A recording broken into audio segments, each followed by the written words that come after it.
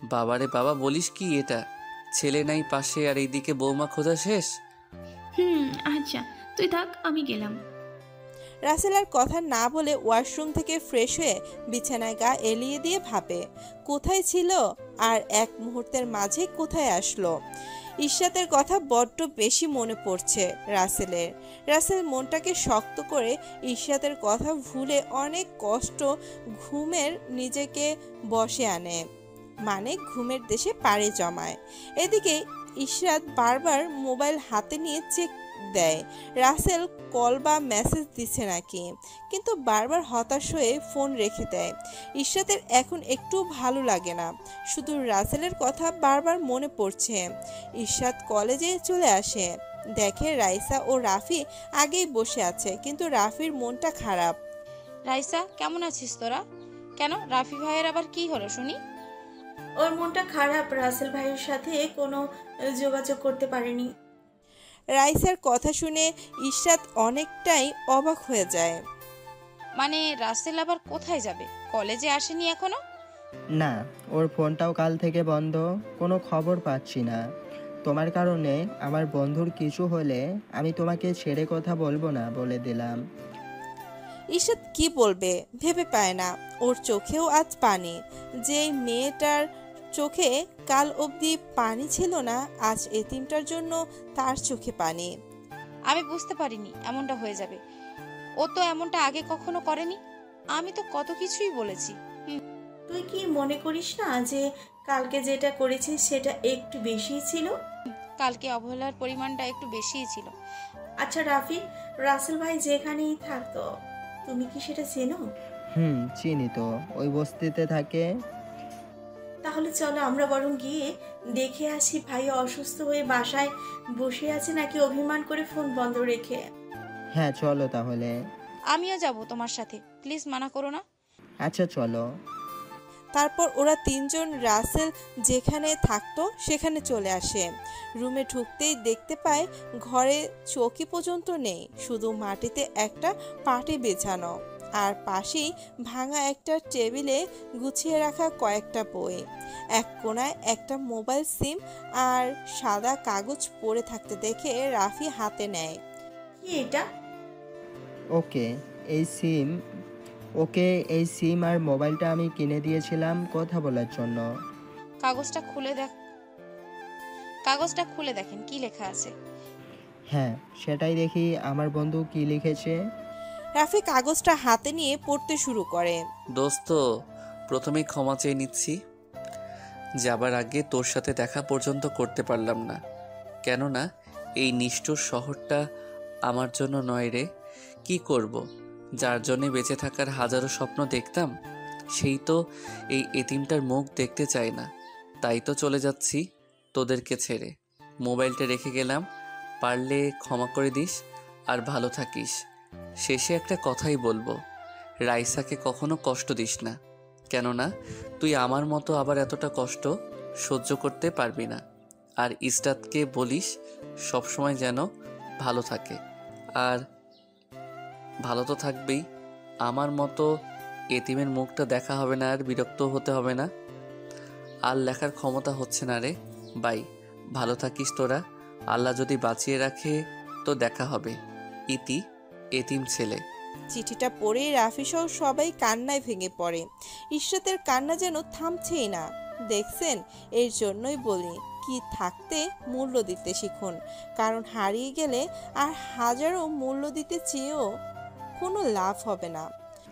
ইসরাত, আজকে তো তুমি অনেক খুশি তাই না? আমার বন্ধুটাকে দূরে সরিয়ে দিয়ে। ওর একটাই দোষ ছিল, সেটা হলো তোমাকে নিজের থেকেও বেশি ভালোবাসতো। এভাবে বলো না প্লিজ, আমি আগে আসলেই বুঝতে পারিনি এমনটা হবে। হুম বুঝবে কেমনে? আমার বন্ধু যে একটা এতিম ছিল, আর সবাইকেই না কেন অল্পতেই বিশ্বাস করে নিত, যেটা ওর জীবনের কাল হয়ে দাঁড়িয়েছে। তবে এখন তুমি মুক্ত। রাসেল নামের কেউ ভালোবাসে বলে বিরক্ত করবে না, মোবাইলে কল দিয়ে বলবে না তোমার কথা না শুনলে ওর ঘুম আসে না। যেই মানুষটা আমার ভালোবাসাকে কাজে এনে যে মানুষটা আমার ভালোবাসাকে কাজের কাছে এনে দেওয়ার জন্য কত অত্যাচার সহ্য করেছে, অথচ একটিবারের জন্য মুখ ফুটে তার প্রতিবাদ করেনি। আর তুমি সেই মানুষটার পবিত্র ভালোবাসা নিয়ে মিথ্যে নাটক করেছ। ঠিকই বুঝবে তুমি, সেদিন কিছুই করার থাকবে না। এভাবে বলবেন না প্লিজ। আমি যে ওকে অনেক ভালোবাসি, কেন এমনটা করেছি সেটা আমি নিজেও বুঝতে পারি না। সেটা বলে লাভ নেই, কারণ আমি তো আর রাসেলের মতো বোকা না আপনার মিষ্টি কথা বিশ্বাস করব। এই রাইসা, চলো তো। রাফি কথাগুলো বলেই রাইসার হাত ধরে নিয়ে সেখান থেকে চলে যায়। ইশরাত সেখানে বসে কান্নায় ভেঙে পড়ে। আজকে যেন চোখের পানি বাধা মানছে না। আজকে ঠিকই বুঝতে পারছে রাসেল ওর জীবনে কতটা জায়গা জুড়েছিল। ওর কথা বলা বিরক্ত না, বরং ভালোবাসায় জড়ানো যত্ন ছিল। রাসেল, তুমি কেন চলে গেলে? আমি না হয় ভুল করে কথাটা বলেছি, তাই বলে তুমি চলে যাবে? একটা বারের জন্যও ভাবলে না তোমাকে ছাড়া আমি কি নিয়ে বাঁচবো? ইশরাত কান্না করতে করতে সেখান থেকে চলে যায় বাড়িতে। এদিকে রাসেল ঘুম থেকে উঠে ফ্রেশ হয়ে নিচে এসে দেখে ওর মা কাজের মেয়ের সাথে কাজ করতেছে। আম্মু কি করতেছো শুনি? দেখছিস রান্না করতেছি, তাও জিজ্ঞেস করছিস? তোমাকে কাজ করতে হবে না, তুমি সরো তো, আমি করতেছি, বুঝতে পারলে? রাসেলের কথা শুনে রাশিদা চৌধুরীও কাজের মেয়ে লায়লা অবাক হয়ে রাসেলের দিকে তাকিয়ে থাকে। তুই রান্না করবি মানে কি? তুই রান্না করবি মানে কি? তুই কি রান্না করতে পারিস নাকি? হুম, আমি সব পারি, কারণ আমি তো রান্না করেই খেয়েছি, তাই না? না, তোর কাজ করতে হবে না, তোর বাবা এসে দেখলে খবর করে ছাড়বে। কিচ্ছুটি বলবে না, আমি আছি তো নাকি? আর বাবা আমার হাতের রান্নাকে ভুলেই যাবে কে রান্না করেছে। বাবা, এত ওভার স্মার্ট। আচ্ছা রান্না কর দেখি, কেমন পারে রান্না করতে আমার ছেলে। রাসেল রান্না করতে শুরু করে। ওর কাজে দেখে কাজের মেয়েটাও যেন অবাক হয়ে দেখেই যাচ্ছে। পাক্কা 2 ঘন্টা বাদে রাসেলের সব কিছু রান্না করা শেষ হয়ে যায়। রাসেল রান্না শেষ করে, এত কিছু তুই কিভাবে রান্না করতে পারিস, যেখানে লায়লাও মনে হয় এত কিছু রান্না করতে পারে না? হে হে আম্মু, তোমার ছেলের সব গুণ আছে বুঝলে। সেটা তো দেখতেই পাচ্ছি। আচ্ছা তুই বরং এখন গিয়ে গোসল করে ফ্রেশ হয়ে নে, একটু পরেই তোর বাবা চলে আসবে। আচ্ছা আমি গেলাম, ওনাকে দিয়ে তুই সব কিছু টেবিলে সাজিয়ে রাখো, কেমন? সেটা নিয়ে তোর কোনো চিন্তা করতেই হবে না, তুই গিয়ে আগে ফ্রেশ হয়ে আনে। রাসেল সেখান থেকে সোজা ওর রুমে চলে আসে। ওয়াশরুমে ঢুকে গোসল সেরে নিয়ে বেরিয়ে আসে। একটু রেডি হয়ে নিচ্ছে, তখনই ওই তোরে যে নিচে খাবার খাওয়ানোর জন্য ডাকছি, শুনতে পাসনি? আমি তো ওয়াশরুমে ছিলাম, তাহলে শুনবো কিভাবে? সেটাও তো ঠিক। ভাইয়া তোকে অনেক সুন্দর লাগছে, তবে চুল আর দাড়িটা একটু সুন্দর করে কেটে ভালো পোশাক পরলি শাপিক খানের থেকে কোনো অংশে কম লাগবে না আমার ভাইয়াকে। তাই বুঝি? আর এটাই আমার সবচেয়ে ভালো পোশাক, এর থেকে ভালো পোশাক নেই। আরে নেই তো কি হয়েছে, শপিং মলে তো ঠিকই আছে, শুধু যাওয়া লাগবে। এখন নিচে চল, বাবা বসে আছে। চলো। তা হবু ডাক্তার ম্যাডাম কে কেমন জ্বালালি শুনি? ওরে তো অনেক জ্বালিয়েছি, যেটা বলে শেষ করা যাবে না। এভাবে কথা বলতে বলতে দুজনে নিচে চলে আসে। সবাই একসাথে খেতে বসে। লায়লা সবাইকে খাবার বেড়ে দিচ্ছে। সবাই যেন আজকে তৃপ্তি সহকারে খাবার খাচ্ছে। আহানার আম্মু, আজকের খাবার কি বাড়িতে না তৈরি করে কোনো রেস্টুরেন্ট থেকে এনেছো নাকি? এতটা মজা হয়েছে। রেস্টুরেন্ট থেকে আনতে কেন যাব বলো? এইসব খাবার রাসেল একাই তৈরি করেছে।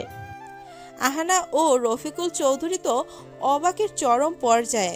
বলে কি এইসব রাসেল এত ভালো রান্না করতে পারে? রাসেল, তুই রান্নাও করতে পারিস? তা এমন কোনো কাজটা আছে যেটা তুই পারিস? না একটু বলতো। ওই তো বাবা বলে ডাকা, কারণ এটা বলার কোনো অভ্যাস নেই তো তাই। রাসেল এমন একটা কথা বলবে কেউ সেটা ভাবতেই পারেনি। দূর পাগল ছেলে, আমাকেই তুই বাবা বলে ডাকবি? আর খাবারটা খুব খুব স্বাদ হয়েছে, এই জন্য তোরে উপহার দিলাম। বিকেলে আহানাকে সাথে নিয়ে শপিং করতে যাবি আর একটু ঘুরে আসবি। আহানা তো সেই খুশি, যেটা ওর মুখ দেখেই বোঝা যাচ্ছে। আহানা বলে ওঠে, কি মজা কি মজা, আমি ভাইয়ের সাথে শপিং করতে যাব আর ঘুরতেও পারবো, কি মজা। এত খুশি হয়ে লাভ নেই বুঝলি, কারণ শপিং রাসেল করবে, তুই তো করবি না। আম্মু দেখছো, বাবা এটা কি বলে তার ছেলেকে শপিং করাতে দেবে আর আমাকে দেবে না। আমি কি তাহলে বন্যার পানিতে ভেসে যাব? এই পাগলি, কাঁদিস না তো, আমি আছি তো নাকি। আর তুই কিভাবে ভাবলি তোকে না কিনে দিয়ে আমি কিছুই কিনবো? আহানা এবার খুশিতে ওর ভাইকে জড়িয়ে ধরে বলে, এই না হলে আমার লক্ষ্মী ভাই। ইস ভাইয়া, তুই আরো আগে কেন আমার কাছে আসলি না? তাহলে কত মজা নিতে পারতাম। দেখছো আব্বু আম্মু, তোমার পরীকে পেতনি বলল, আমি কি পেতনির মতো? আনার আম্মু, তুমি আমার মাকে পেতনি কেন বললে? এভাবেই নানান কথাবার্তার মাঝে দিয়েই খাবার পর্ব শেষ করে সবাই সোফায় বসে কথা বলে। কিছু সময় পর রফিকুল চৌধুরী অফিসের উদ্দেশ্যে চলে যায়।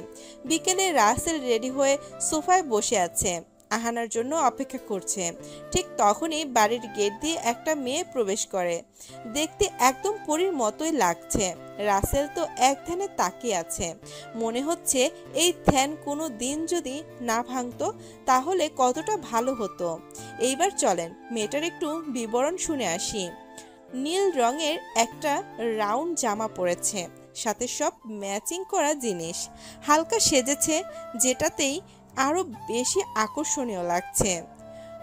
কোমরের নিচে পর্যন্ত খোলা চুল যেন রাসেলকে একদম পাগল করে দিচ্ছে।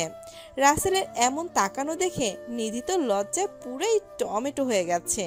নিধি ওর সামনে এসে হাতে তুড়ি বাজিয়ে বলে, এই যে মিস্টার, এভাবে কি দেখছেন? আগে কোনোদিন মেয়ে দেখেননি মনে হয়। রাসেল ঘোরের মাঝে থেকেই বলে ওঠে, মেয়ে তো হাজারো দেখেছি, কিন্তু এমন পরীর দেখা তো কখনো পাইনি, তাই মন ভরে দেখছিলাম। আরে বাবা, আপনি তো কিভাবে মেয়েদের ইমপ্রেস করতে হয় সেটা খুব ভালো করেই জানেন দেখছি। আমি জানি আমি এতটাও সুন্দরী নই, শুধু পাম দিচ্ছেন। আপনি কি কোনো গাড়ির চাকা যে আমি পাম দিব? আর আপনি যদি নিজেকে অসুন্দর বলেন তাহলে আমি ভেবে পাচ্ছি না সুন্দর বলে দাবি করবে কারা। আরে বাহ, কথা তো দেখছি ভালোই বলতে পারেন দেখছি। তা অহনা কোথায়? রাসেল কিছু বলতে যাবে তখনই সিঁড়ির ওপর থেকে নামতে নামতে আহানা বলে ওঠে, এই তো হবু ডাক্তার ম্যাডাম, আমি এসে গেছি। ও সরি সরি, আমাদের ভাবি সাহেবা। চুপ পেতনি, সারাক্ষণ শুধু ফাজলামি করিস তাই না? ওলে আমার ভাবিটা দেখে রাগে টমেটোও হতে পারে। আহানা নিধির গালে টেনে বলে, তা আমাকে বলতে আসলি কেন? আর তোকে তো আজকে খুব সুন্দর লাগছে। আরে আজকে প্রথম ভাইয়ের সাথে ঘুরতে যাব, তো একটু তো সাজতে হবে তাই না? ওই পেতনি, তোর যদি কথা বলা শেষ হয়ে থাকে তো বের হ, না হলে সন্ধ্যায় গিয়ে কি হবে? চলো ভাইয়া। এইদিকে নিধি বারবার রাসেলের দিকেই তাকিয়ে আছে, শুধু দেখেই যাচ্ছে আর মনে মনে ভাবছে, কোনোদিন কারোর উপরে আমি ক্রাশ খাইনি, এই প্রথম ওর উপরে আমি ক্রাশ খাইলাম। ইস, ভাবতেই কেমন ভাল লাগে। তারপর রাশিদা চৌধুরীকে বলে ওরা গাড়ি নিয়ে বেরিয়ে পড়ে। রাসেল ড্রাইভ করতেছে আর পেছনে বসে নিধি আর আহানা নন স্টপ ভাঙার রেডিওর মতো বেজেই যাচ্ছে। এই হচ্ছে মেয়ে মানুষ, দুজন একসঙ্গে হয়েছে তো হলো, কোকিলের মতো কথা বলেই যাবে। রাসেলের তো মাথা ধরে গেছে ওদের কথা শুনে। অনেকটা সময় পর ওরা একটা শপিং মলে চলে আসে। তারপর গাড়ি পার্কিং করে তিনজনে শপিং মলের ভিতরে প্রবেশ করে। আহানা শুধু দেখেই যাচ্ছে। হঠাৎ নিধির চোখে আটকে যায় একটা পাঞ্জাবির উপরে, যেটা আহানা লক্ষ্য করে। কিরে ভাবে, তুই এইভাবে এই পাঞ্জাবিটার দিকে তাকিয়ে আছিস কেন? ওই পাঞ্জাবিটা না আমার খুব পছন্দ হয়েছে। তুই যদি তোর ভাইয়ের জন্য কিনতি তবে তোর ভাইকে সেই মানাতো। টপ সুন্দরীর ভাবির পছন্দ কি আর খারাপ হতে পারে নাকি? আর এটা আমারও খুব পছন্দ হয়েছে। আহানা পাঞ্জাবিটা কিনে নেয়। এদিকে ওরা শপিং করতেছে আর রাসেল ঘুরে ঘুরে এটা সেটা দেখতেছে। একটা জামা রাসেলের খুব পছন্দ হয়, কিন্তু কিভাবে আহানাকে কিনে দেবে? ওর কাছে তো কোনো টাকা পয়সা নেই, তাই জামাটা মন খারাপ করে দেখছে, যেটা আহানা এসে দেখতে পায় আর জামাটা কিনে নেয়। এবার আহানা লক্ষ্য করে রাসেলের মুখে স্পষ্ট খুশির রেখা ফুটে উঠেছে। এইভাবে ওরা তিনজন অনেক কিছু শপিং করে, একটা রেস্টুরেন্ট থেকে খেয়ে ঘুরতে বের হয়, একটা নদীর ধারে আসে যেখানকার পরিবেশটা খুবই সুন্দর, নিমিষেই মন ভালো হয়ে যায়। অহনা, জানিস এই জায়গাটায় আসলে আমার অনেক ভালো লাগে, মনে হয় নিজেকে একদম হালকা মনে হয়। এই জায়গাটা আসলেই খুব সুন্দর। কল কল নদীতে বয়ে চলা ঢেউ আর শব্দে মুখরিত পরিবেশ। এইদিকে নিধি কথা বলছে আর একটু একটু সামনের দিকে হেঁটে চলেছে। রাসেল খেয়াল করে এক সময় নিধি একটা জায়গায় দাঁড়িয়ে আছে যেখানের মাটি এই ভেঙে যাবে। রাসেল নিধিকে টান দিয়ে সরিয়ে নিতেই ওই মাটি ভেঙে নদীতে পড়ে যায়। এদিকে রাসেল আচমকায় টান দেওয়ায় ফলে নিধি ওর উপরে গিয়ে পড়ে। সবুজ ঘাসের উপরে দুইজন একে অপরের দিকে অপলকহীন দৃষ্টিতে তাকিয়ে আছে। দুজনেরই চোখ যেন হাজারো কথা বলতে বলতে চায়। এর মাঝে আহানা বলে ওঠে, ভাবি, তোর শুভ দৃষ্টি শেষ হলে উঠে পড়। চারপাশের মানুষ বিনা টিকিটে সিনেমা দেখছে, বুঝলি? আহানার কথা শুনে নিধি লজ্জায় লাল হয়ে তাড়াতাড়ি রাসেলের উপর থেকে উঠে পড়ে। ধন্যবাদ আপনাকে এইভাবে আমাকে সেভ করার জন্য। ইটস ওকে মিস হবু ডাক্তার ম্যাডাম। ভাইয়া চল, অনেক তো এখানে ঘুরলাম, এখন ওইদিকে গিয়ে আমার আর ভাবির পছন্দের ফুচকা খাবো। চলেন। ফুচকা পাগলির দল। বুঝি না এই ফুচকার মাঝে কি আছে যে মেয়েরা এটা খাওয়ার জন্য এতটা পাগল। এই যে আপুমনিরা, আপনারা আমাকে একটু বলে দিন তো আসলে কি কারণে এই ফুচকা আপনাদের এত প্রিয়। তারপর ওরা তিনজন একটা ফুচকার দোকানে এসে ফুচকা নিয়ে খেতে শুরু করে। রাসেল এক প্লেটের সাথে দুই রাক্ষসীর 3 প্লেট খেয়ে শেষ হয়ে যায়। আহানা, তুই কি আরো ফুচকা খাবি? অলরেডি কিন্তু 3 প্লেট শেষ করেছিস। এত তেলে ভাজা জিনিস খাওয়া কিন্তু ভালো না। আর খাবো না, অনেক খাইছি। আসলে ভাইয়া এইটা না দেখলেই কেমন জানি লোভ সামলাতে পারি না, শুধু খেতেই ইচ্ছে করে। এই যে ম্যাডাম, আপনি কি খাবেন? কেউ যদি আদর করে আইসক্রিম এনে বলতো তুমি কি এটা খাবে, তাহলে খেতাম, কিন্তু এমনটা তো আমার কল্পনা। বাবারে বাবা, কি প্ল্যান! মাইরে আইসক্রিম খাওয়ার। ভাবি, তোর থেকে তো আমার অনেক কিছু শিখতে হবে। নিধি কিছু বলতে যাবে তার আগেই রাসেল আইসক্রিম নিয়ে এসে ওদের সামনে হাজির হয়। এই নিন আপনাদের জন্য স্পেশাল আইসক্রিম, চুষলেই মজা আর মজা। ধন্যবাদ। আর আমাকে তুমি করে বলবে। এসব আপনি বলতে, শুনতে বা বলতে দুটোই আমার অ্যালার্জি বলতে পারো। আচ্ছা ঠিক আছে, তুমি করেই বলবো। আমি আবার ইনজেকশন দেখে ভয় পাই। রাসেলের কথা শুনে তো নিধি হো হো করে হেসে দেয়। রাসেল এক দৃষ্টিতে ওই হাসির মাঝেই যেন হারিয়ে যায়। এত সুন্দর মন কাড়া হাসিও কারো হয়, যেটা নিধিকে না দেখলে রাসেল বিশ্বাস করতো না। ভাইয়া, তোর আইসক্রিম তো গলে গলে পড়ে শেষ হয়ে গেল। আমি তো পরীর হাসিতেই ক্রাশ খেয়ে বসে আছি। কি যে বলো এসব বিড়বিড় করে, দাও আইসক্রিম, তোমার খেতে হবে না। নিধি রাসেলের হাতে থাকতেই আইসক্রিম খেতে শুরু করে।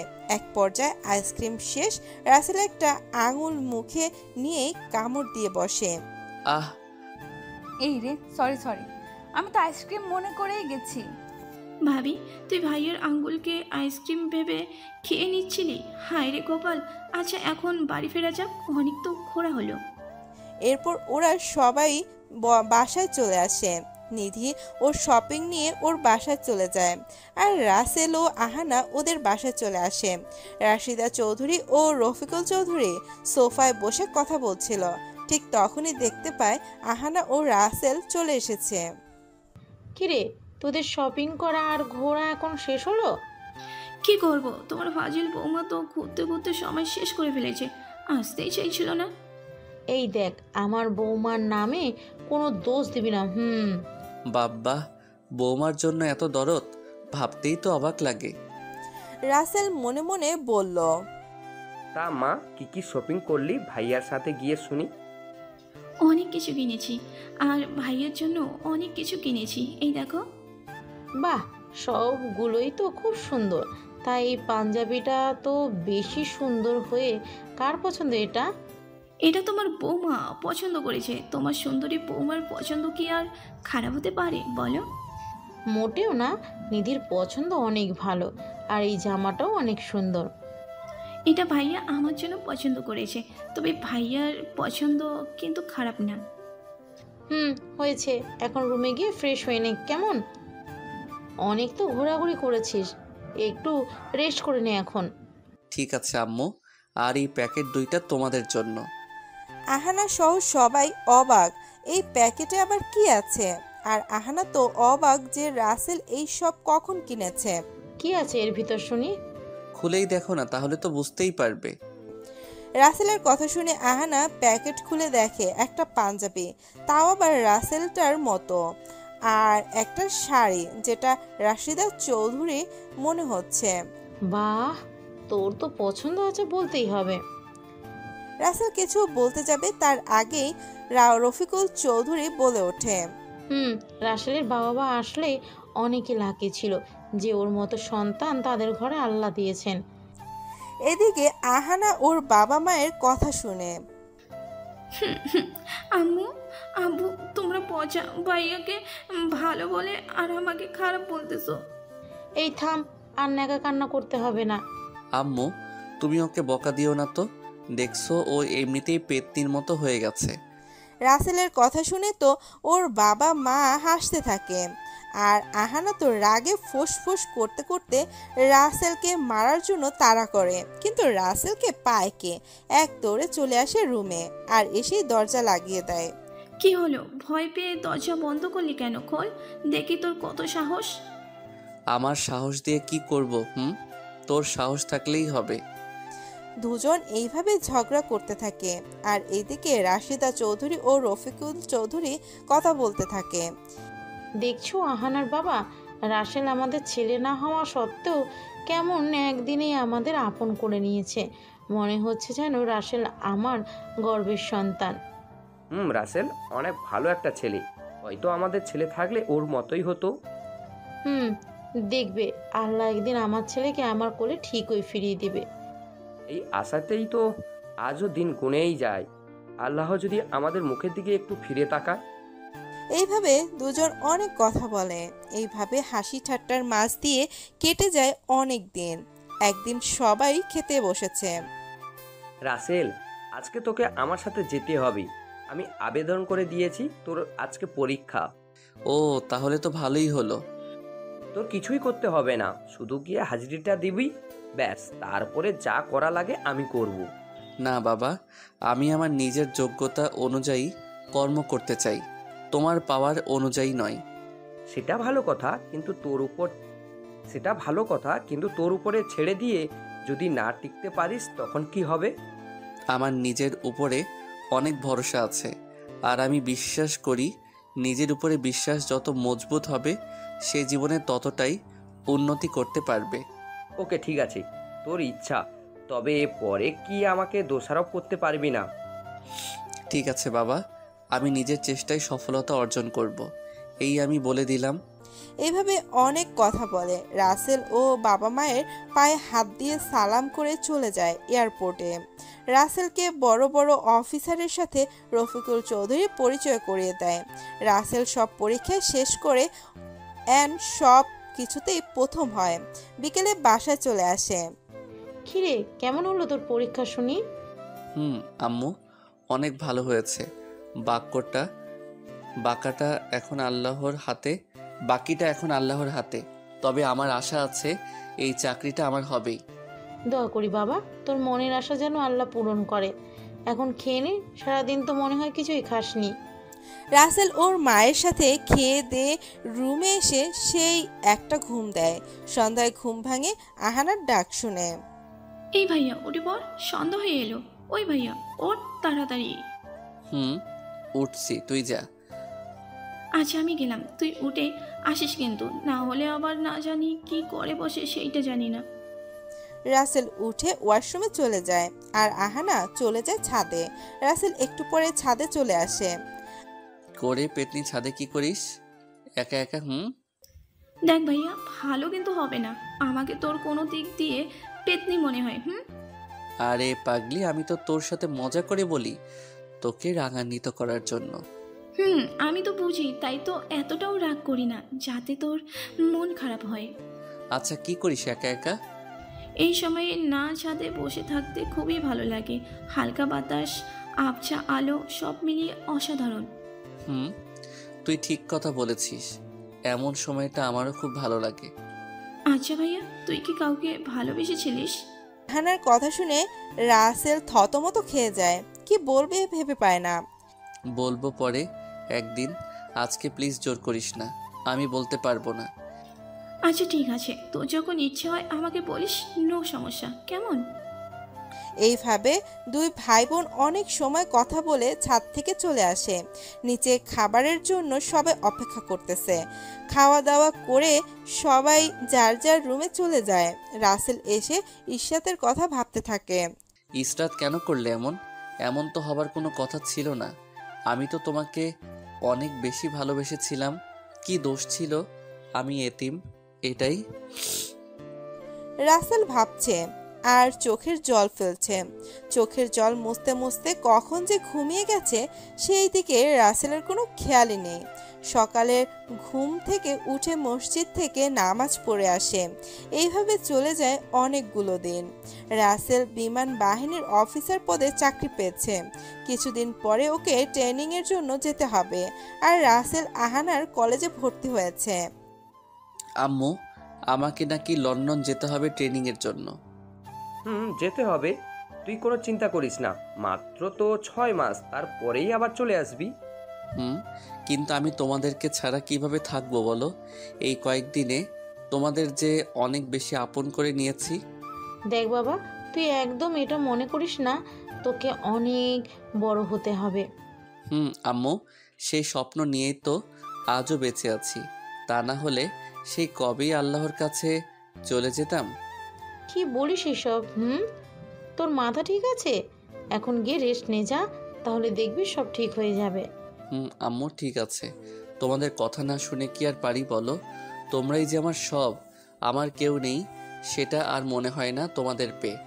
আমি কখনো ভাবতেও পারিনি তোমরা এই এতিম ছেলেকে এতটা আপন করে নিবে। বাবা, এভাবে বলিস না, তোকে আমি নিজের ছেলের মতোই ভালোবাসি। আমারও একটা ছেলে ছিল, ছোটবেলায় হারিয়ে গেছে। ও থাকলে হয়তো তোর মতোই বড় হতো। দোয়া করি আল্লাহ যেন তোমাদের হারিয়ে যাওয়া ছেলেকে তোমাদের কোলে ফিরিয়ে দেয়। এইভাবে সবাই অনেক কথা বলে। দেখতে দেখতে রাসেলের লন্ডন চলে যাবার সময় এসে যায়। ওর বাবা মা সব কাগজপত্র আগেই রেডি করেছে, তাই আর ওকে কিছুই করতে হচ্ছে না। এইদিকে নিধি রাসেলকে অনেক বেশি ভালোবেসে ফেলেছে, যেটা রাসেলকে বলার সাহস হচ্ছে না। রাসেল যে বোঝে না সেটা কিন্তু না, রাসেলও বোঝে নিধি ওকে ভালোবাসে, কিন্তু রাসেলের এসব আর প্রেম ভালোবাসা বিশ্বাস হয় না। রাসেল, দেখে শুনে থাকবি কিন্তু, আর শরীরে যত্ন নিতে একটু পিছু পা হবি না। এই আমি বলে দিলাম। ঠিক আছে আম্মু, আমি ভুলে গেলে তুমি মনে করিয়ে দিও কেমন? পাগল ছেলে একটা, কি বলিস? তোর শরীরে যত্ন নেবার কথা আমি এখান থেকে কিভাবে নিতে বলবো? আমি কি দেখতে পারবো নাকি? আম্মু, ভাইয়ের যাওয়ার সময় হয়ে গেছে, আরও দেরি করলে আবার বিমানের পাইলট ওর জন্য বিমান নিয়ে বসে না থেকে সোজা চলে যাবে, তখন তোমার ছেলে এয়ারপোর্টে বসে বসে মশা মারবে। তুই চুপ কর, মা ছেলের খুনসুটি তুই দেখতেই পারছিস না। নিধিমা, তোমার মন খারাপ কেন? আরে না আন্টি, আমার মন খারাপ না, আর আমার মন তো সব সময় এমনই থাকে, তাই না? নিধি হাসালি, এইটা মায়ের মন। ছেলে মেয়ের মুখ দেখলেই বুঝতে পারি মনের মাঝে কি চলছে। না আন্টি, এসবের কিছুই না, তুমি শুধু শুধু বলছো। আচ্ছা ঠিক আছে। রাসেল তো বুঝেছে নিধির মনটা কেন খারাপ, কেননা নিধি মুখে বলতে না পারলেও অনেকভাবে বুঝিয়েছে ও রাসেলকে কতটা ভালোবাসে। এইদিকে নিধি মনে মনে ভাবে, জীবনে প্রথম কারোর প্রতি এতটা আকৃষ্ট হলাম, আর তাকে ভালোবাসি বলার আগেই চলে যাচ্ছে। আল্লাহ কেন আমার সাথে এমনটা করে? রাসেল, একটু আমার কথা শুনবে? নিধির কথা শুনে সবাই অনেকটাই অবাক হয়ে যায়, আবার কিছু বলেও না, কারণ সবাই বুঝতে পেরেছে নিধি রাসেলকে অনেক বেশি ভালোবাসে। রাসেল ওর মায়ের মুখের দিকে তাকিয়ে থাকে, আর ওর মা বলে, দেখ বাবা, মেয়েটা কি বলে, চলেই যাচ্ছিল, একটু শুনেই যার কথাটা। ঠিক আছে আম্মু, ওই চলো দেখি কি বলবে শুনি। চলো। নিধি আর রাসেল ওর রুমে চলে আসে।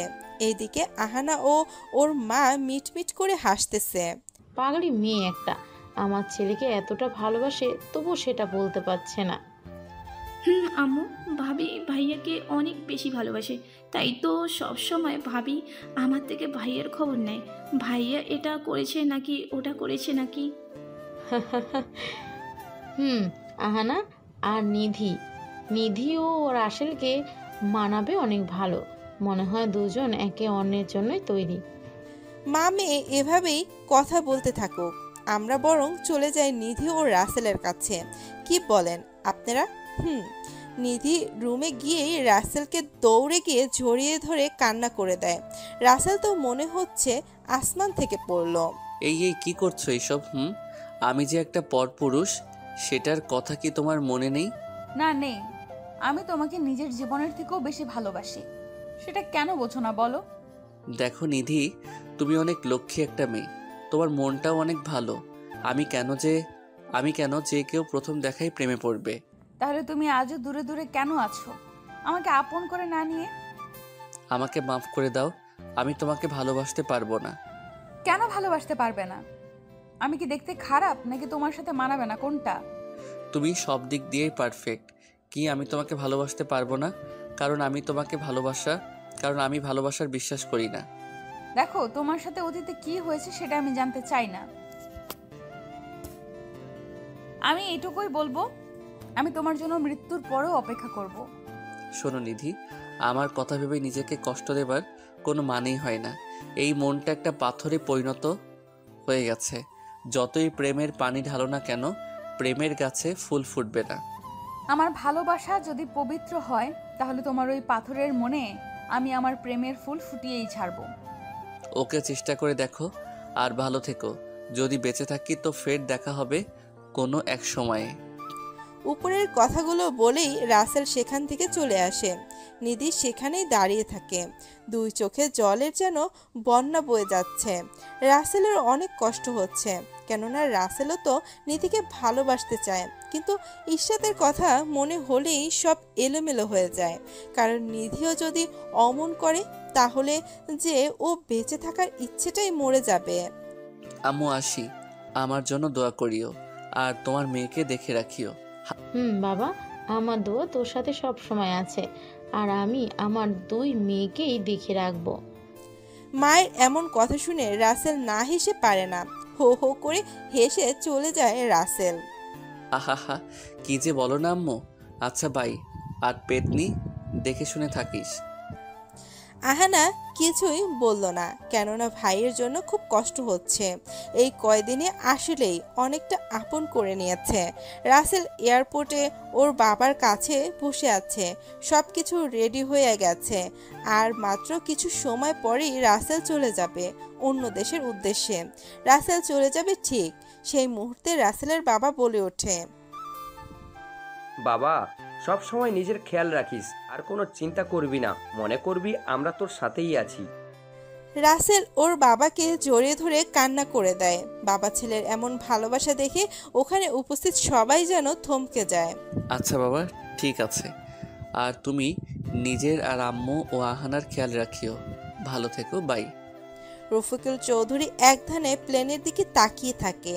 ধীরে ধীরে চোখের পলকে সামনে হারিয়ে যায়, আর দেখতে পাওয়া যায় না বিমানটিকে। চোখের কোণে জমে থাকা পানি আজ একটু বেশি জমেছে। হাতের উল্টা পিঠ দিয়ে চোখের পানি মুছে বাসায় চলে আসে। এদিকে আহানা রুমে এসে দেখে নিধি এখনো কান্না করেই যাচ্ছে। ভাবি, তুই এভাবে কান্না করছিস কেন? আর ভাইয়া তো চলে গেছে। যাওয়ার আগে চোখের ইশারায় অনেক খুঁজলো। চলে গেছে, আমি ওকে কতটা ভালোবাসি সেটা কেন মানতে চায় না? দেখ ভাবি, ভাইয়ের মনে হয় কালো একটা অতীত আছে, যেটার কারণে তোর ভালোবাসা একসেপ্ট করেনি। তবে আমি স্পষ্ট ওর চোখে তোর ভালোবাসা দেখেছি। সত্যি আমি ওকে অনেক ভালোবাসি। সেদিন রাত থেকেই তোর ভাই আমার রাতের ঘুম কেড়ে নিয়েছে। এখন তোরা ভাই বোন আমার ঘুম ফেরত দে। ভাইয়া ফিরে আসুক, তখন বলবো তোর ঘুম যেন ওভার টাইমেরটা সহ ফিরিয়ে দেয়। আহানার কথা শুনে নিধি ফিক করে হেসে ওঠে। এইভাবে কেটে যায় অনেকটা সময়। রাসেল লন্ডনে এসে পৌঁছে যায়। এয়ারপোর্টে এসে নেমে ওর গন্তব্যে চলে যায়।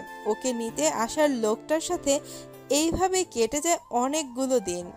এই দিকে রাফি ও রাইসা কলেজে বসে আছে। রাইসা, দেখেছ, মানুষ চলে গেলেও ঠিকই তার স্মৃতিগুলো রয়ে যায়। রাসেল নেই, অথচ তোমাকে আমার করার জন্য কত কি করেছে সেটা ঠিকই আছে। আজ 3টা মাসের বেশি সময় হয়ে গেছে ভাই চলে গেছে। ভাইয়ের কথা খুব মনে পড়ে, জানি না বেঁচে আছে নাকি। রাইসা বাকিটা বলার আগেই রাফির মুখ আটকে দেয়। রাইসা আর কিছুই বলতে পারে না। এমনটা বলবে না, আমার বন্ধুর কিছুই হবে না। দেখবে একদিন ঠিক আমাদের মাঝে ফিরে আসবে। ইশরাত এখন আর স্বাভাবিক নেই। সবসময় নিজেকে চার দেয়ালের মাঝে বন্দি রাখে, ঠিক মতো খাবারও খায় না। একটা নিরপরাধ ছেলের পবিত্র ভালোবাসা নিয়ে সিনিমিনি খেলছে। ওর সাথে এমনটা হবে না তো কার সাথে হবে বলো? ওর বোঝা উচিত ছিল রাসেলের মতো ছেলেকে নিজের জীবনে পেয়ে ও হারিয়ে ফেলে মানে কত কিছু। এখন ঠিক বুঝতেছে, কিন্তু আফসোস, কিছু করার নেই। এইভাবে কথা বলতেই থাকে দুজন। এইদিকে রাসেল জানালার গ্রিল ধরে এক মনে বাইরের দিকে তাকিয়ে আছে। নিধির কথা আজ বড্ড বেশি মনে পড়তেছে। এখন আর ইশরাতের কথা মনে পড়ে না, কেননা নিধির ভালোবাসার নিচে ইশরাতের মোহ চাপা পড়ে গেছে। রাসেল এইসব ভাবছে, ঠিক তখনই পেছন থেকে আকাশ বলে ওঠে, স্যার, আপনার নাস্তা করার সময় হয়ে গেছে, চলেন, সবাই আপনার জন্য অপেক্ষা করছে। ও আকাশ সাহেব, আচ্ছা চলেন। স্যার, আপনার মনটা কি কোনো কারণে খারাপ আজকে? না, তেমন কিছু না, ওই একটু আর কি। বাড়ির লোকের কথা ভীষণ মনে পড়ছে তো, তাই আর কি। রাসেল আকাশের সাথে নিচে চলে আসে খাবার খাওয়ার জন্য। কি ভাবছেন, আকাশটা আবার কে? আসলে আকাশ হলো বিমান বাহিনীর একজন ছোট কর্মকর্তা, যে রাসেলের দেখাশোনা করে। সবাই নাস্তা করে নেয়। এইভাবে কেটে যায় আরও কয়েকটা দিন। রাসেল শুয়ে আছে, তখনই বাড়িতে ফোন দেয় আহানা ফোনে। আসসালামু আলাইকুম ভাইয়া, তুই কেমন আছিস? ওয়ালাইকুম আসসালাম, আমি অনেক ভালো আছি। বাড়ির সবাই কেমন আছে? সবাই ভালো আছে, তবে একজন একটু অসুস্থ আছে। অসুস্থতার কথা শুনে রাসেল অনেকটা ঘাবড়ে যায়। কে আবার অসুস্থ হলো এটা ভেবে। কিরে, এই তো বললি সবাই ভালো আছে, তাহলে অসুস্থ হলো কে শুনি? ভাবির অনেক জ্বর, তোর কথা চিন্তা করে ঠিকমতো খাওয়া দাওয়াও করে না। কি বলিস আমার কথা? ওকে কে চিন্তা করতে বলেছে? ভাইয়া তোকে অনেক বেশি ভালোবাসে, বুঝিস না কেন? আমার মনে কোনো ভালোবাসা নেই রে। আচ্ছা, ওর খেয়াল রাখিস, বাই, পরে কথা হবে। রাসেল ফোন কেটে দিয়ে চোখের কোণে জমে থাকা পানি মুছে নেয়, কেননা নিধির কথা ওকে অনেক ভাবাচ্ছে, যেটা মুখে প্রকাশ করতে পারছে না। একেবারে পাগলি একটা। ওর কেন আমার কথা ভেবে নিজেকে কষ্ট দিতে হবে? আমি তো ওরই আছি, সেটা কি বোঝে না? এই রে, আমি পাঠকদের সামনে এটা কি বললাম? রাসেল এভাবে কথা বলছে আর একাই হাসতেছে। এমন সময় আকাশ চলে আসে সেখানে। স্যার, চলেন কোথাও ঘুরে আসি। আর তো থাকবেই মাত্র 2 মাস, তারপর তো চলেই যাব। চলেন, একটু ঘুরে আসলে মনটাও হালকা হয়ে যাবে, আর এই শহরটার সাথেও একটু পরিচিত হয়ে নেওয়া যাবে। স্যার, আপনি খুব মজার কথা বলেন, কিন্তু আপনার সাথে যে জানি কথা বলে না, খুব ভালো লাগে। হা হা হা, কি যে বলেন না, আমি ভালো গুছিয়ে কথা বলতে পারি না দেখে কোনো মেয়ে কথা পর্যন্ত বলতে চায় না। আর আপনি বলছেন আমার কথা আপনার ভালো লাগে? আপনার সাথে যে মেয়ে কথা বলে না, সে হয় বোবা, না হয় তার কপাল খারাপ। আপনার মতো এত সুন্দর মনের মানুষ পেয়েও কথা বলে না। হইছে, এখন চলেন রেডি হয়ে যাওয়া যাক। আকাশ চলে যায় রেডি হতে। রাসেলও রেডি হয়ে নেয়। হোয়াইট শার্টের সাথে কালো প্যান্ট ও কালো কোটে একদম পুরাই যেন ম্যান ইন ব্ল্যাক। এই পোশাকে রাসেলকে কোনো মেয়ে দেখলে চোখ না বন্ধ করেই এক বস্তা ক্রাশ খাবে। এই যে আপুমনিরা, আপনারা আবার ক্রাশ খেয়ে আমার দোষ দিয়েন না। রাসেল ও আকাশ বের হয় ঘুরতে যাওয়ার জন্য, কিন্তু রাসেল খেয়াল করছে বারবার আকাশ ওর দিকে তাকাচ্ছে। আচ্ছা আকাশ সাহেব, আমি লক্ষ্য করতেছি আপনি অনেকটা সময় ধরে আমার দিকে নজর দিচ্ছেন। এটার কারণ কি আসলে? আসলে স্যার, আপনাকে আজকে এই পোশাকে খুব বেশি সুন্দর লাগছে। আমি তো ক্রাশ খেয়ে গেছি। ইস, আমি যদি মেয়ে হতাম তাহলে আমি এখনই প্রপোজ করে ফেলতাম। রাসেল তো আকাশের কথা শুনে হাসতে হাসতে শেষ। ছেলে হয়ে ছেলের উপরে ক্রাশ খেচ্ছে। কি আর বলবো রে ভাই, আজকালকার যে জামানা আইছে, মেয়ে হয়ে মেয়েকে ভালোবাসে, একে অপরকে ছাড়া বাঁচবে না, সেখানে এটা কিছুই না। হইছে, এখন চলেন যাওয়া যাক। রাসেল ও আকাশ চলতে থাকে গাড়ি নিয়ে। অনেকটা সময় ঘুরে বাসা চলে আসে। আজকের দিনটা অনেক এনজয় করেছে, যেটা ভোলার মতো না। রাসেল বাসায় ফিরেছে, ওয়াশরুম থেকে ফ্রেশ হয়ে বিছানায় গাটা এলিয়ে দেয়। যেই না চোখে বন্ধ করতে যাবে, ঠিক তখনই ওর ফোনে আননোন নাম্বার থেকে কল আসে। ধ্যাত, মাত্র একটা ঘুম দিব ভাবতেছি, আর শালার ফোন। তোরে যে কি করবো, কল আসার আর সময় পেল না। রাসেল অনেকটাই রাগ নিয়ে মোবাইলটা হাতে নিয়ে কলটা রিসিভ করে আর বলতে শুরু করে, হ্যালো, কে বলছেন? আর কি সুখ পেলেন আমার এই সুন্দর সবেমাত্র আশা ঘুমটা নষ্ট করে? অনেক কিছুই পেয়েছি, যেটা বলে বোঝাতে পারবো না। রাসেল একটু অবাক হয়ে যায় নিজের কণ্ঠ শুনে, আর মনে মনে অনেকটা খুশিও হয়। রাসেলও ভাবে নিধির সাথে কথা বলবে, কিন্তু পারে না, যদি আবার মায়া জড়িয়ে যায়। আরে ডাক্তার ম্যাডাম যে, কেমন আছো? এতদিন পরে আমার কথা মনে পড়লো বুঝি? আল্লাহ রহমতে ভালোই আছি। কি বললে এতদিন পরে তোমার কথা মনে পড়লো? আরে দিনের 24 ঘন্টার 22 ঘন্টাই তোমার কথা না ভাবলে আমার দিনটাই ভালো কাটে না। তোমার সাথে যোগাযোগ করার আমার কোনো ওয়ে নেই। অনেক কষ্টে লুকিয়ে অহনার থেকে নাম্বার নিছি, তবে তোমার খবর আমি রোজ অহনার থেকে নিতাম। রাসেল নিধির এমন মন কাড়া কথা শুনে কি বলবে ভেবে পায় না। একটা মেয়ে এতটা ভালো কিভাবে বাসতে পারে। দেখো নিধি, আমি আগেও বলেছি আর এখনো বলছি, আমার মনে প্রেম ভালোবাসা বলতে কোনো জিনিস নেই। তুমি সুন্দর ও লক্ষ্মী একটা মেয়ে, দেখবে আমার থেকেও ভালো বর পাবে। চাই না আমার ভালো বর, তুমি ন্যাংরা কানা হলেও আমি শুধু তোমাকেই চাই, এবং মৃত্যুর পরেও তোমাকেই চেয়ে যাব। আর আমি বিশ্বাস করি আমার পবিত্র ভালোবাসা আল্লাহ কখনো মিথ্যা করবে না। দেখো, বোঝার চেষ্টা করো, আমি আর এই প্রেম নামক মিথ্যে মায়ায় জড়িয়ে নিজের জীবনটাকে নষ্ট করতে চাই না। তোমার সাথে কোনো মেয়ে কি করেছে সেটা আমি জানি না, আর জানতেও চাই না। আমি শুধু জানি আমি তোমাকেই ভালোবাসি, আর এই দেহে প্রাণ পাখিটা থাকা পর্যন্ত ভালোবেসেই যাব। দেখো, আমি একটা এতিম ছেলে, আমার পরিবার নেই, আর একটা এতিম ছেলের সাথে তোমার পরিবার কখনো বিয়ে দিবে না, বা তুমিও সুখী হতে পারবে না। শোনো, অন্য 10টা পরিবারের মতো আমার পরিবারের লোকজন না। আর রইল সুখের কথা, আমি তোমার কাছে যে সুখ পাবো সেটা পৃথিবীর কোথাও পাবো না। আমি তোমার জন্য হাসতে হাসতে জীবনটাও দিয়ে দিতে পারি। রাসেল পড়ে যায় মহা ঝামেলায়। দেখলেনি তো কতভাবে বুঝালো, কিন্তু বুঝতেই চাচ্ছে না রাসেল কি করবে, ভেবে পায় না। অবশেষে আর কিছু কথা বলে কল কেটে দিয়ে ফোন কেটে দেয়। এদিকে আমি জানি না কোন শাকচুন্নি তোমার মনের মাঝে ভালোবাসাটা ভেঙে টুকরো টুকরো করে দিছে। তবে যতই কষ্ট হোক না কেন, আমি আমার প্রেম নায়ক সুপার গ্লু দিয়ে তবে যতই কষ্ট হোক না কেন আমি আমার প্রেম নামক সুপার গ্লু দিয়ে তোমার ভাঙা মনকে জোড়া লাগাবই। তুমি শুধুই আমার।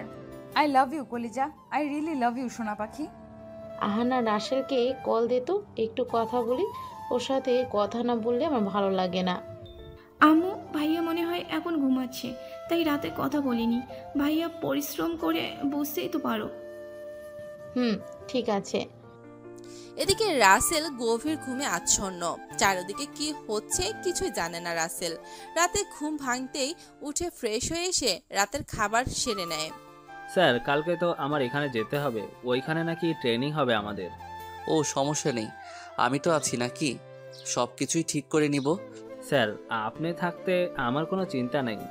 আপনি যেখানে সেখানে চিন্তা করেই বা কি হবে। এখন গিয়ে তাহলে ঘুমিয়ে পড়েন। শুভরাত্রি স্যার। শুভরাত্রি। আর সকালে একটু তাড়াতাড়ি উঠিয়েন কেমন। আকাশ চলে যায় রাসেলের কথায় হাস্যযোগ জবাব দিয়ে। এদিকে রাসেল বিছানায় শুয়ে ওর মায়ের নাম্বারে একটা কল দেয়। কল দিতে দেরি, রিসিভ হতে দেরি না। আসসালামু আলাইকুম আম্মু, কেমন আছো? ওয়ালাইকুম আসসালাম। আমি কি করে ভালো থাকি তোকে ছাড়া, বল। তুই কেমন আছিস? আম্মু, তোমাদের রেখে যে আমিও একটু ভালো নেই। একদম চিন্তা করবি না কেমন, আর নিয়ম মতো খাবার খাবি বলে দিলাম। আম্মু, আর তোমরাও তোমাদের যত্ন নিও কেমন। এইভাবে বাড়ির সবার সাথে অনেক সময় কথা বলে ফোন কেটে দিয়ে ঘুম পরীকে জড়িয়ে ধরে ঘুমের রাজ্যে হারিয়ে যায়। সকালে ফজরের আজানের শব্দে রাসেলের ঘুম ভেঙে যায়। রাসেল নামাজ পড়ে এসে নাস্তা করে বসে থাকে আকাশের জন্য। একটু পর আকাশ চলে আসে। শুভ সকাল স্যার, কেমন আছেন? শুভ সকাল। আমি ভালো আছি, তুমি কেমন আছো?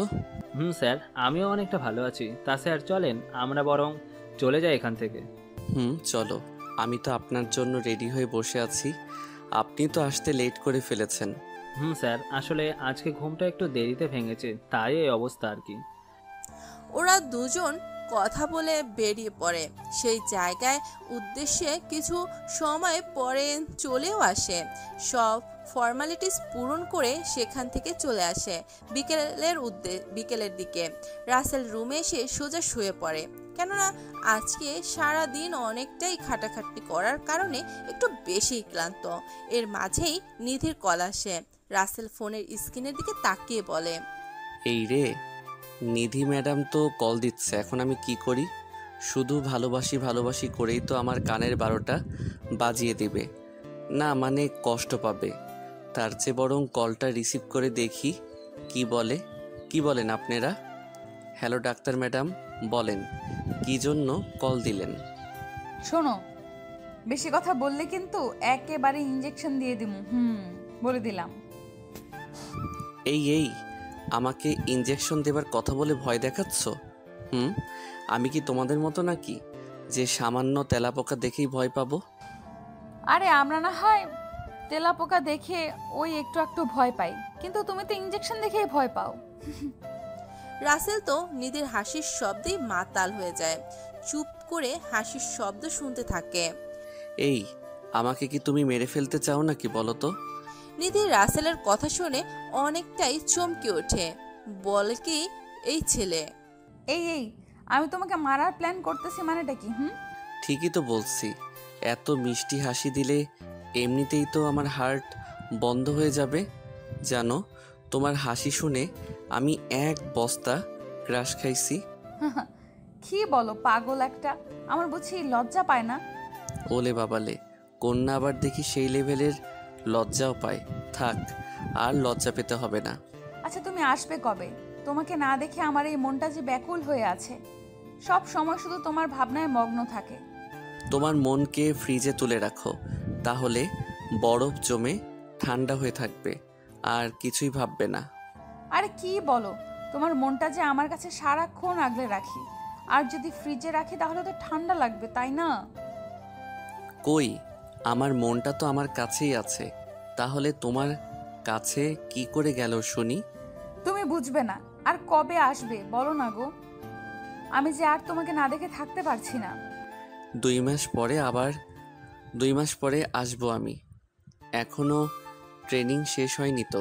আর শোনো, আমি কিছুদিন কথা বলতে পারবো না দেখে ভেবো না তোমাকে ভুলে গেছি। আসলে আমার ফাইনাল এক্সাম তো, তাই। ও আচ্ছা, ভালো করে পড়ে মন দিয়ে পরীক্ষা দিও, কেমন? তুমি আমার সাথে আছো, তাহলে পরীক্ষা ভালো না হয়ে আর কি করব? আর কি করে পারে বলো? হইছে, আর বলতে হবে না। আচ্ছা এখন বাই, আমি একটু ঘুমাই, ভালো লাগছে না। এইভাবে দিন পেরিয়ে যেতে থাকে, আর একটা মাস শেষ হলেই রাসেল চলে আসবে। রাসেলের কাছে যেন একটা মাস একটা বছরের মতন মনে হচ্ছে। রাসেল আহানাকে কল দেয়। কি রে পেতনি, কি খবর, কেমন আছিস? ভাইয়া ভালো হচ্ছে না, কিন্তু তুই দূরে গিয়েও আমাকে পেতনি বলিস। তোকে যদি এখন সামনে পাইতাম তাহলে তোর খবর করে ফেলতাম। হুম, তোকে রাগাতে যে আমার অনেক বেশি ভালো লাগে, তাই খুঁটিয়ে খুঁটিয়ে তোর সাথে ঝগড়া করি। ভাইয়া আমি বুঝি। ভাইয়া তোকে ছাড়া ভালো লাগে না, চলে আয় তাড়াতাড়ি। আসবো তো, আমি সামনের মাসে বাড়িতে। তখন আমার ট্রেনিং শেষ হয়ে যাবে। এখানে যে আমারও থাকতে ভালো লাগে না।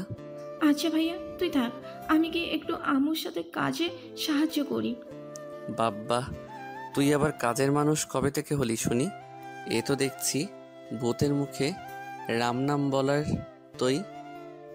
ভাইয়া তুইও না কি যে বলিস না, বুঝতে পারি না। আমি কি কাজ করি না বল? এই যে আমি তোর সাথে ঝগড়া করি, এটা কি কাজ না বল? হয়েছে হয়েছে, আর ন্যাকা কান্না কানতে হবে না। তুই বরং গিয়ে আম্মুর সাথে কাজ কর। রাসেল বলেই ফোনটা কেটে দেয়। এইদিকে আহানা গিয়ে ওর আম্মুর সাথে একটু কাজে সাহায্য করে। রাতের খাবার খেয়ে শুয়ে পড়ে। এইদিকে নিধির চোখে ঘুম নেই। চোখটা বন্ধ করলেই রাসেলের মুখটা ভেসে ওঠে।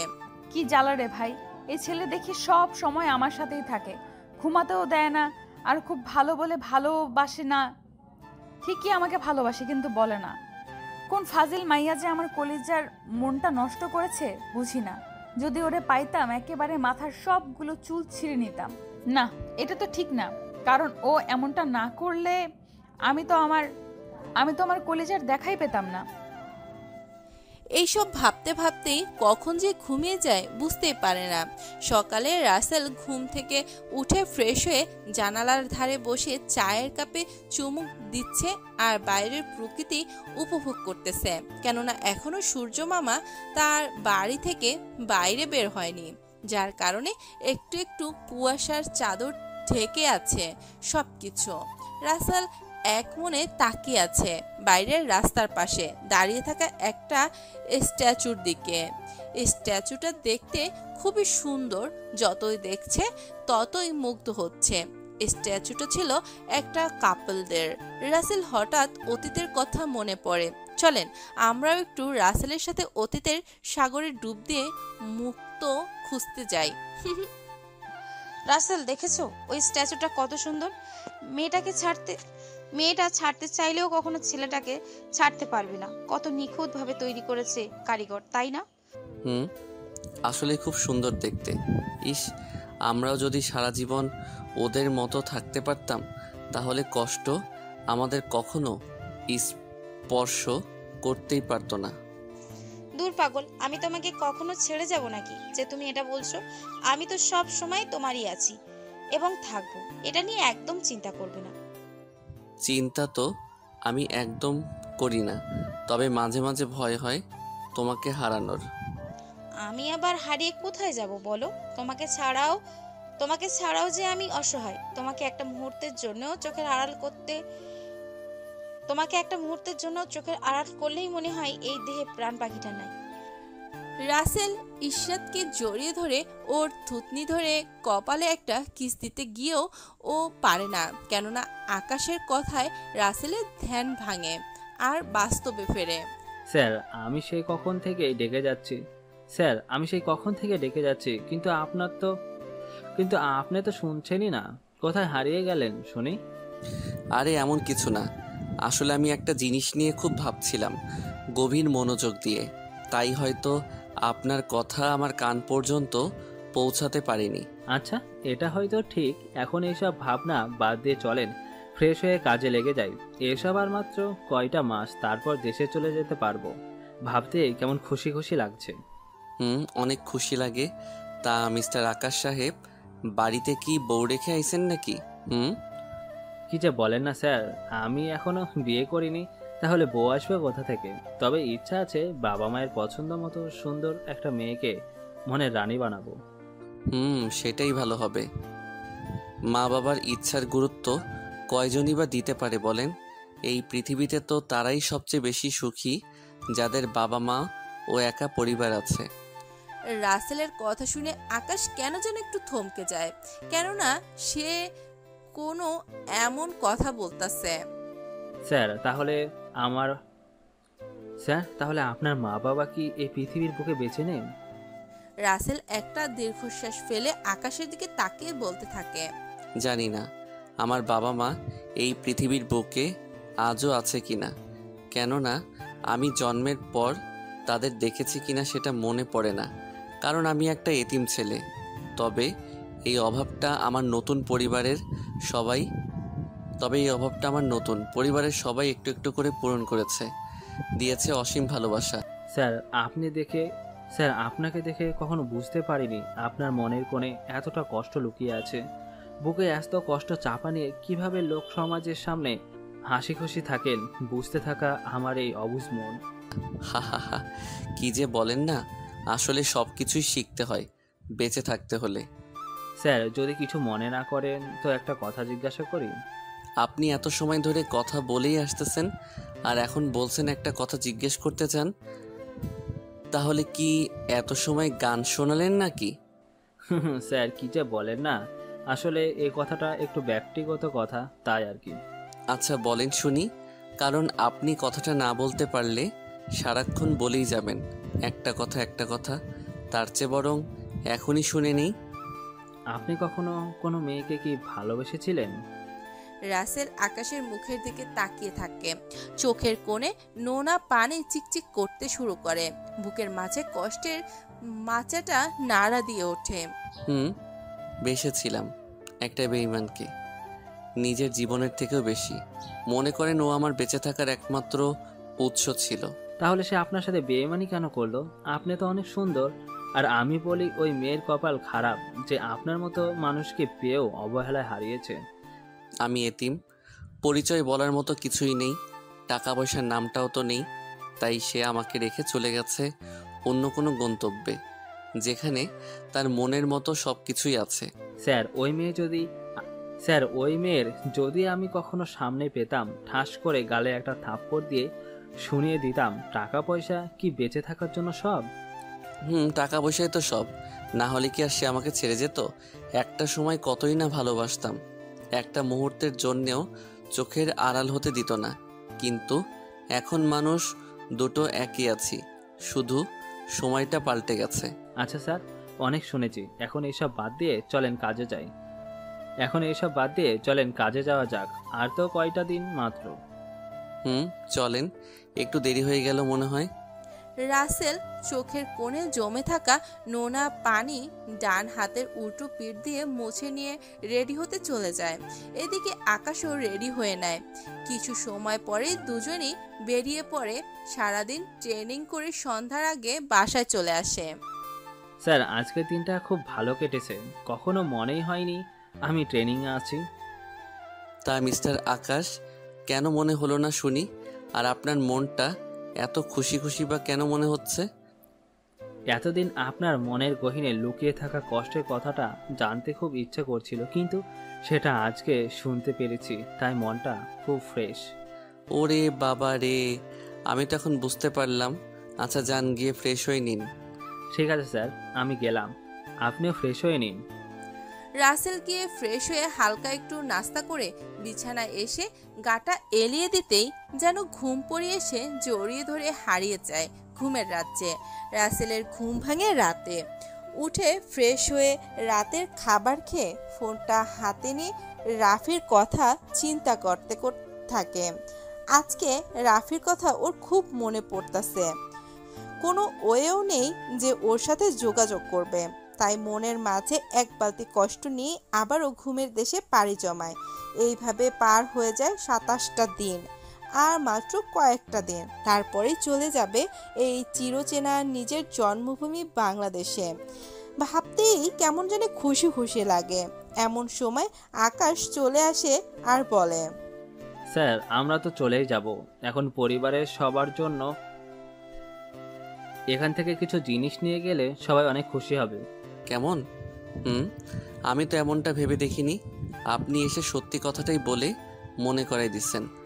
স্যার আমি সবসময় ঠিক কথাই মনে করিয়ে দিয়ে স্যার আমি সবসময় ঠিক কথাই মনে করিয়া দিয়ে দেখলেন তো নাকি? দেখলাম। এটা একটা আপনার বিশেষ গুণ বলা যায়। তা কখন যেতে চাচ্ছেন শপিং করতে? আজকে তো কোনো কাজ নেই, তাই আজকে গেলেই কিন্তু ভালো হতো। পরে আবার কি হবে কে জানে। সেটাও তো কথা। আচ্ছা তাহলে আমরা বরং বিকেলের দিকে যাবনি। আচ্ছা ঠিক আছে, আপনি যেটা বলেন সেটা উল্টানোর সাহস কি আর আমার আছে বলেন? কেমন? আরে কি যে বলেন না। আচ্ছা এখন গিয়ে নাস্তা করেন, আমি করে নিয়েছি। আচ্ছা স্যার আমি তাহলে যাই। আকাশ কথাটা বলেই স্থান ত্যাগ করে তার থাকার জায়গায় চলে যায়। এদিকে বাসে বসে ভাবে কার জন্য কি নেবে কি নেবে কি নেবে ভাবতেই থাকে, কিন্তু তার মাথায় আসে না আসলে কি নিলে সবাই খুশি হবে। এইভাবে সময় গড়িয়ে বিকেল হয়ে আসে। আকাশ রেডি হয়ে রাসেলের কাছে আসে। স্যার আমি তো রেডি হয়ে এসে পড়লাম, কিন্তু আপনি তো এখনো রেডি হননি। আরে আর বলিও না, আমি দুপুরে ঘুমিয়েছিলাম তাই উঠতে একটু লেট হয়ে গেছে। তুমি সোফায় গিয়ে বসে একটু অপেক্ষা করো, আমি এই রেডি হয়ে এলাম। আচ্ছা স্যার, ভাবির মতো আবার মেকআপ করে সময় নষ্ট করিয়েন না। আকাশ কথাটা বলেই হাসতে হাসতে চলে যায় সোফায়। রাসেলও হাসি পায় আকাশের কথা শুনে। রাসেল রেডি হয়ে আকাশের কাছে আসে। এই যে মিস্টার আকাশ সাহেব, চলে যাওয়া যাক। আপনি তো গভীর মনোযোগ দিয়ে ভাবির কথা ভাবতেছেন মনে হয়। ভাবি না হলে ভাবির কথা ভাববো আর কেমন?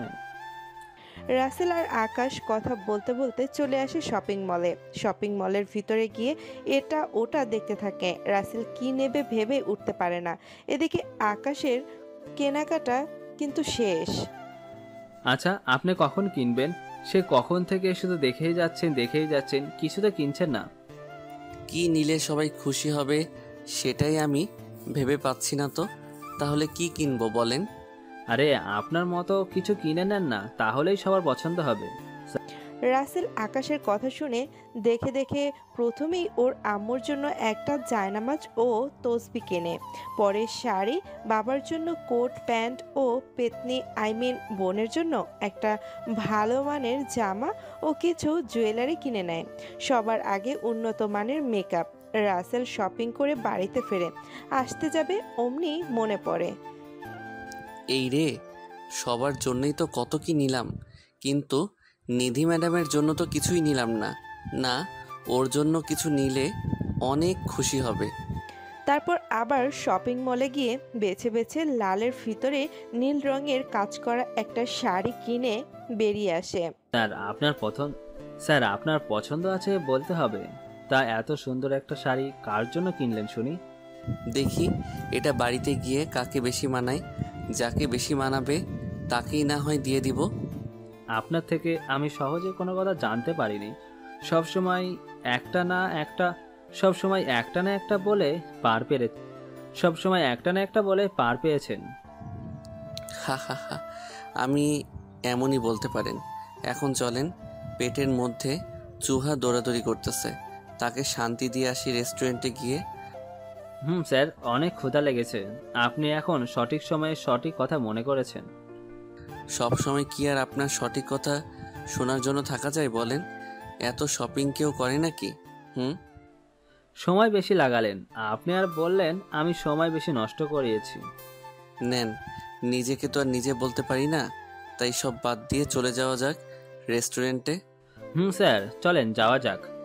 রাসেল ও আকাশ একটা রেস্টুরেন্টে ঢুকে পছন্দের খাবার অর্ডার করে খেয়ে বিল মিটিয়ে সোজা বাসায় চলে আসে।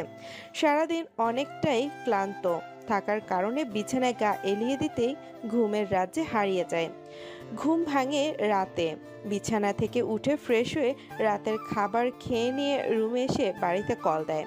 সঙ্গে সঙ্গে আহানা কল রিসিভ করে। হ্যালো ভাইয়া, কেমন আছিস? আলহামদুলিল্লাহ, আমি অনেকটাই ভালো আছি। তা তোরা সবাই কেমন আছিস? আমরাও অনেক ভালো আছি, কিন্তু তোকে অনেক মিস করছি রে ভাইয়া। সারাক্ষণ একা একা লাগে, মন চায় তোর কাছে ছুটে আসি। ছুটে আর আসতে হবে না, আমি নিজের কয়েকদিন পরে তোর কাছে চলে আসতেছি, বুঝতে পারলি? তোর এত সুন্দর গুছিয়ে বাংলা কথা যদি না বুঝতে পারি তাহলে কি আর হিন্দি বুঝতে পারবো বল?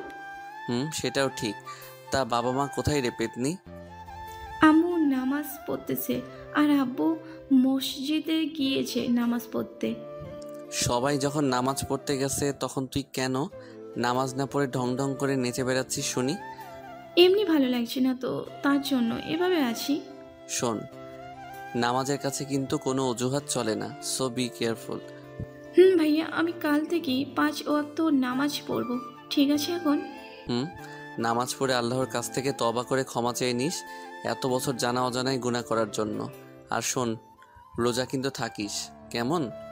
এভাবে আরও অনেক কথা বলে রাসেল কলটা কেটে দেয়। এদিকে রাফি রাসেলের ছবিটা হাতে নিয়ে বারবার দেখছে আর কান্না করতেছে। রাফিও যে একটু ভালো লাগছে না রাসেলের চাঁদ মুখটা না দেখতে পেয়ে। রাসেল, তুই কোথায় চলে গেলি আমাকে এভাবে একা ফেলে? তোকে যে বড্ড দেখতে ইচ্ছে করে, তোর কথা সারাক্ষণ মনে পড়ে।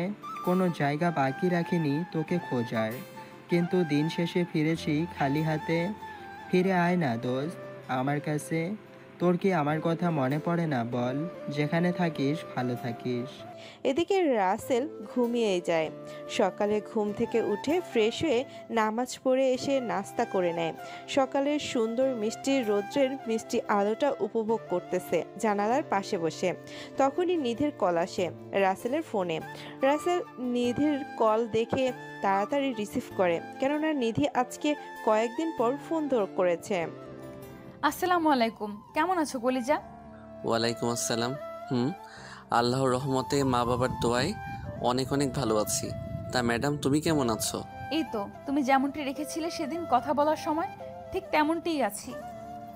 কি ব্যাপার ম্যাডাম, খোঁজ না নেওয়া মেয়েটা যে আজকে এই ছেলেটার খোঁজ নিতে আসলো, তাও আবার অনেক দিন পরে?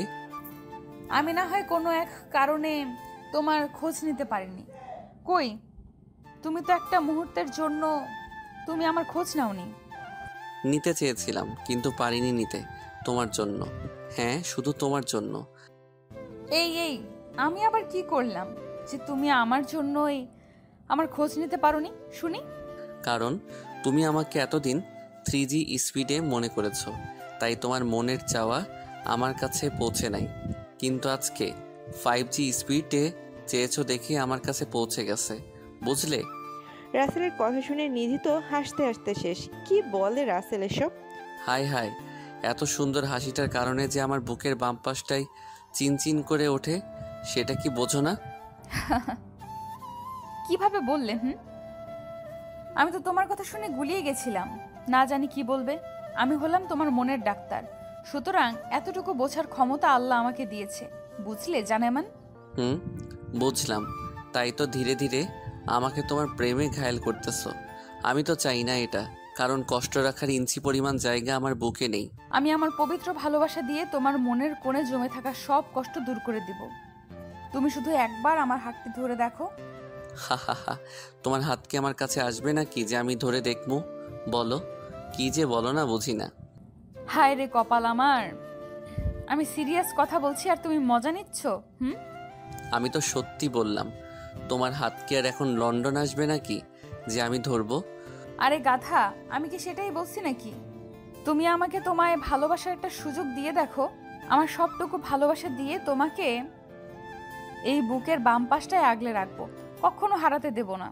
নতুন নতুন প্রেমে পড়লে সবাই এরকম মিষ্টি কথা অনেক বলে, কিন্তু যখন বয়ফ্রেন্ড পুরাতন হয়ে যায় তখন প্রেমিকার কাছে সেই বয়ফ্রেন্ড হয়ে যায় নিম পাতার থেকেও বেশি তেতো। দেখো, আমি জীবনেও কাউকে ভালোবাসিনি, হয়তো আল্লাহ তোমাকে আমার ভাগ্যে লিখে রেখেছে বলেই তোমাকে দেখে এই দিলে ঘন্টি বেজেছে। এখন হয়তো তোমার দিলটা স্টিলের আবরণে মোড়ানো, তাই ঘন্টি বেজেছে, কিন্তু যখন স্টিলের আবরণের খোলস মুক্ত হয়ে কাঠ বেরিয়ে আসবে, তখন আর ঘন্টি বাজবে না। তখন বলবে, मैं तो मैं हूँ, तुम अपना है कौन। না, হবে না, কারণ তোমার ভালোবাসা দিয়ে আমার মনের সেই স্টিলের আবরণকে ভালোভাবে ওয়েল্ডিং করেছি, যেটা কখনো ছেড়ে যাবে না। দেখো নিধি, আমি আগেও বলেছি, এখনো বলছি, তুমি আমার থেকে ভালো কাউকে পাবে। কেন শুধু শুধু আমার সাথে নিজেকে জড়িয়ে তোমার জীবনটা নষ্ট করতে চাইছো বলো? আমি তোমার প্রেমে নিজেকে বিলিয়ে দিতে চাই, তাতে আমার মরণ হলেও পিছুপা হব না। তুমি কি আমাকে ছাড়া থাকতে পারবে? তুমি কি আমাকে ছাড়া থাকতে পারবে? বলো না। তুমি আমার কে যে আমি তোমাকে ছাড়া থাকতে পারবো না শুনি? মুখে তো ঠিকই বললে আমাকে ছাড়া থাকতে পারবে, কিন্তু বুকের বাম পাশটায় হাত দিয়ে দেখো কেমন থাক থাক করতেছে। মনে মনে এই বুঝি অক্সিজেনের মান কমে যাচ্ছে, কেননা আমি তোমার অক্সিজেনের উৎস। রাসেল কি বলবে ভেবে পায় না, কেননা যেটা বলে এই মেয়ে সেটাই কোনো না কোনো যুক্তি দিয়ে সেটা হারিয়ে দেয়। তোমাকে ছাড়া বাঁচতে পারবো কিনা সেটা জানি না, তবে আমি আর কষ্ট নিতে পারবো না। সবার কষ্ট সহ্য করার ক্ষমতা আমার আল্লাহ আমাকে দিয়েছে, কিন্তু ভালোবাসার মানুষের দেওয়া কষ্ট সহ্য করার ক্ষমতা আমাকে দেয়নি। তোমার এই কষ্ট সহ্য করার ক্ষমতা থাকতে হবে না, কারণ আমি তোমাকে কখনো কষ্ট দিবই না, সব সময় ভালোবাসা দিয়ে আগলে রাখবো। প্লিজ একটা বার সুযোগ দিয়ে দেখো, কখনো ছেড়ে যাব না। পারবো না আমি তোমাকে আমার এই জীবনে ঠাঁই দিয়ে কষ্টের সাগরে ডুবিয়ে মারতে। সবাই তো বলে নিজের কষ্ট ভাগ করে নিলে নাকি কষ্ট অনেকটাই হালকা মনে হয়। তুমি না হয় তোমার কিছু কষ্ট আমাকে দিয়ে আমার সম্পূর্ণ হাসি খুশি তুমি নিয়ে নাও। দেখো নিধি, তুমি এখন হয়তো বুঝতে পারছো না ভালোবাসার মোহে পড়ে, কিন্তু যখন মোহ কেটে যাবে তখন আর আমাকে তোমার ভালো লাগবে না। এই দেহে প্রাণ থাকতে তোমাকে কখনো ভুলবো না। আর তোমার বুকে জায়গা দিতে না পারো, আমাকে তোমার বাড়ির কাজের মেয়ে করে রেখো, তবুও তোমার সেবা করার একটা সুযোগ অন্তত পাবো। নিধির এমন আবেগ জড়ানো কথা শুনে রাসেল কি জবাব দিবে খুঁজেই পায় না। একটা মেয়ে কতটা ভালোবাসলে নিজের বাড়ির কাজের লোক হতে চায় বলেন? কি বলেন আপনারা? নিধিকে রাসেল মেনে নিবে নাকি এড়িয়ে যাবে? হা হা হা, নিধি তুমি আমাকে হাসালে, কারণ আমার নিজের তো কোনো বাড়ি নেই, তাহলে কাজের মেয়ে হবে কিভাবে?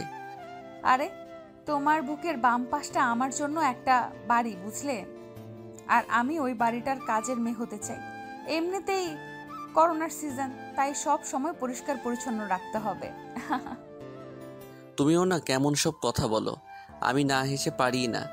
আপনারাই বলেন, এমন মেয়েকে কি জীবনসঙ্গী হিসেবে পেয়েও হারিয়ে ফেলা যায়, যেখানে সে নিজেই তার বাড়ির দায়িত্ব নিতে চায়? তুমি তো শিখাচ্ছ এমন কথা বলতে আমাকে, আমি কি থোড়ি এসব বলতে পারতাম? বাব্বা, সবকিছু নিজেই বলে এখন আমার নামে চালিয়ে দেওয়া হচ্ছে, তাই না? তুমি তো আমার সব, তোমার সাথেই তো এমন দুষ্টুমি করব, তাই না? আচ্ছা তুমি থাকো কেমন, আব্বুর ডাকছে, দেখি কি বলে। আচ্ছা তাহলে যাও, ভালো থাকো, আল্লাহ হাফেজ। ওকে, তুমিও থাকো, আল্লাহ হাফেজ। রাসেল নিধির ছবিটা ধরে নিয়ে বুকের পাশে যত্ন করে রেখে দেয়। এদিকে নিধিকে যে কিছু বলবে সেটারও কোনো উপায় নেই, কেননা পাগলি তো লজ্জা পেয়ে দৌড়ে পালিয়েছে। পাগলি একটা, এখনো বাচ্চা অমর স্বভাব যায়নি। আমি কি আসলেই ভাগ্যবান যে নিধির মতো এত সুন্দর একটা মনের মানুষকে পেয়েছি, যার মনে নেই কোনো অহংকার, যার মনে নেই কোনো অহংকার, আছে শুধু অফুরন্ত ভালোবাসা। কিন্তু ভয় হয় যদি আমাকে আবার ইসরাতের মতো ছেড়ে চলে যায়। এসব ভাবছে রাসেল, ঠিক তখনই আকাশ হাতে 2টা কফি নিয়ে চলে আসে। এই ছেলেটাও না কেমন ঠিক বুঝে যায় কখন রাসেল কি খেতে মন চায়। শুভ সকাল স্যার, এই নিন আপনার জন্য স্পেশাল কফি নিয়ে আসলাম। শুভ সকাল। ধন্যবাদ আপনাকে মিস্টার আকাশ সাহেব। তা আপনি কিভাবে বুঝতে পারলেন যে এখন আমার কফি খেতে মন চাচ্ছে? আমি এসে দেখি আপনি ফোনে কথা বলছেন আর উদাস হয়ে বাইরে তাকিয়ে কি একটা ভাবছেন, তাই এই কফিটা আপনার প্রয়োজন বুঝতে পারলাম আর টপ টপ করে নিচে চলে আসলাম। এখন খেয়ে নিন। আচ্ছা বসেন, দাঁড়িয়ে আছেন কেন? আমি আপনার স্যার বলে কি এখানেও আমার সামনে এইভাবে দাঁড়িয়ে থাকবেন নাকি? সরি স্যার, আচ্ছা ঠিক আছে, আমি বসতেছি। এইভাবে নানান কথাবার্তার মাঝে দিয়ে চলে যায় দিনগুলো। আগামীকালকেই ফিরে যাবে নিজ দেশে, অন্যের দেশ ফেলে রেখে। রাসেল সব কাগজপত্র আগে ঠিক করে নিয়েছে, এখন শুধু জিনিসপত্রগুলাই গুছিয়ে নেওয়া বাদ আছে। রাসেল সব জিনিসপত্রগুলো গুছিয়ে রাতের খাবার খেয়ে রুমে চলে আসে। সকাল 6টায় ফ্লাইট। রাসেলও বাবার কাছে ফোন করে। আসসালামু আলাইকুম বাবা, কেমন আছো? আমাকে তো ভুলেই গেছো। ওয়ালাইকুম আসসালাম, আমি ভালো আছি, তুই কেমন আছিস? তা বাবা, আমি তোকে ভুলে গেছি নাকি? তুই আমাকে ভুলে গেছিস কোনটা? আমি কি তোমাকে ভুলতে পারি বলো? শুধু একটু মনে কম রেখেছি, এটাই। হি হি হি। পাগল ছেলে, তা কালকে তো ফিরেই আসতেছস তাই না? হুম, তুমি তো সব জানোই, আবার জিগাও কেন? দেখলাম যে এটাও তোর মনে আছে কিনা মনে নেই।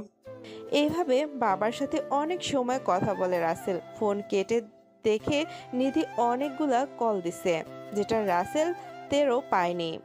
এই রে মহারানী, এতগুলো কল দিচ্ছে আর আমি টেরই পাইনি। না জানি কোন লেভেলে রেগে আছে কে জানে। না বাবা না, মহারানী রাগ ওঠার আগেই কল ব্যাক দেই।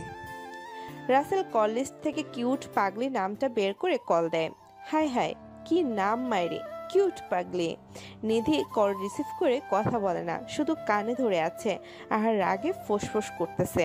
মনে হচ্ছে এই বুঝি জাতির সাপের মতো ছোবল দিবে। এই পাগলি, কথা বলো না কেন? তোমার নিঃশ্বাস শুনতে শুনতে তো আমার নিঃশ্বাসে ঘাটতি পড়ে যাচ্ছে। বলবো কেন কথা? কতবার কল দিছি, তুমি কি ধরেছো? আবার কথা বলো, তাই না? আরে আমি বাবার সাথে কথা বললাম, বুঝতেই পারো কিলকে চলে আসতেছি তোমাদের কাছে। বুঝতেই পারো কালকে চলে আসতেছি তোমাদের কাছে, এই বিলাতি মেম সাহেবদের একা করে। শ্বশুর আব্বার সাথে কথা বললে দেখে যাও, ক্ষমা করে দিলাম। আর বিলাতি মেয়েদের দিকে তাকাও, তোমার চোখ তুলে নেব বলে দিলাম। তুমি শুধু আমার, তাই শুধু আমাকেই দেখবে। রাসেল তো নিধির এমন রাগে কথা শুনে অবাক, যে এত নরম স্বভাবের মেয়ে এতটা রাগ কিভাবে করতে পারে। আসলেই একটা মেয়ে যতই নরম হোক না কেন, তার স্বামী বা বয়ফ্রেন্ডের পাশে কোনো মেয়েকে দেখলে বা নাম শুনলেই রাগিনী রূপ ধারণ করতে 1 মিনিটও লাগে না। এটাই প্রকৃত ভালোবাসা, কারণ কোনো মেয়েই তার স্বামী বা বয়ফ্রেন্ডের ভাগ অন্যকে দিতে চায় না। এই তোমার এত রাগ কবে থেকে হলো? আমি তো এমন রূপে নতুন করে ক্রাশ খেলাম। এমনিতে আগে থেকে ক্রাশ খেয়ে আমার যে অবস্থা, তার উপর আবার নতুন করে। তুমি আমার রাগ দেখে ভয় পাচ্ছ। যাক, ইনজেকশন আর হুদাই খরচ করতে হবে না। আচ্ছা কি করো এখন? এই তো গরম কফি ঠান্ডা করে একটু একটু করে খাচ্ছি। আমার জানুটা আসলেই পাগলি, কফিকেও ঠান্ডা করে খাই না কি শুনি? আমি তো পাগলি, তুমি সব সময় আমার মনের মাঝে থাকো, আর আমি গরম কফি খাই, আর সেইটার কারণে তোমার কষ্ট হোক গরম লেগে, তাই না? ওরে বাবারে, এত দূর দিয়ে চিন্তা ভাবনা!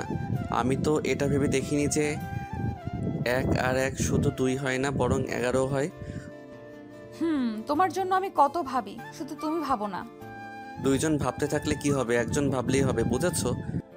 আচ্ছা জানো, কালকে কখন আসবে? তোমাকে দেখার জন্য মনটা ব্যাকুল হয়ে আছে, কিছুতেই মানছে না, শুধু বলছে তোমাকে কখন দেখবে।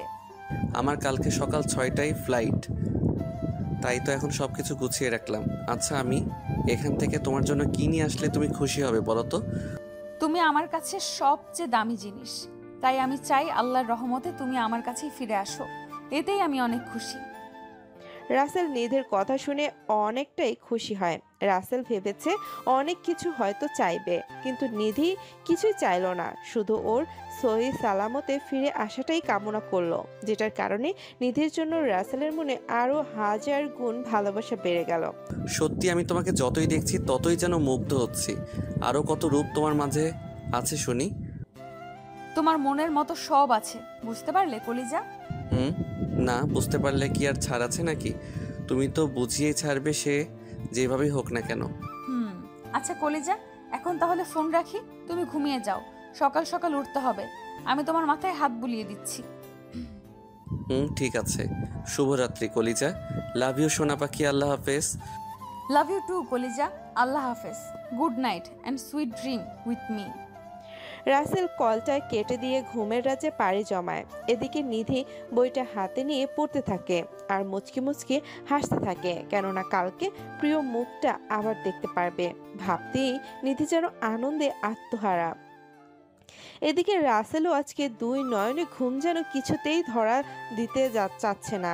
বিছানার এক পাশ থেকে ও পাশ করেই যাচ্ছে, কিন্তু ঘুম পড়ে আসছে না। অবশেষে এমন করতে করতে কখন যে ঘুমিয়ে যায় সেটা রাসেল নিজেও জানে না। তাহলে আপনারা কিভাবে জানবেন? সকালের সময়ের আগেই রাসেল উঠে পড়ে। মনের মাঝে এক আলাদা ভালো লাগা কাজ করতেছে।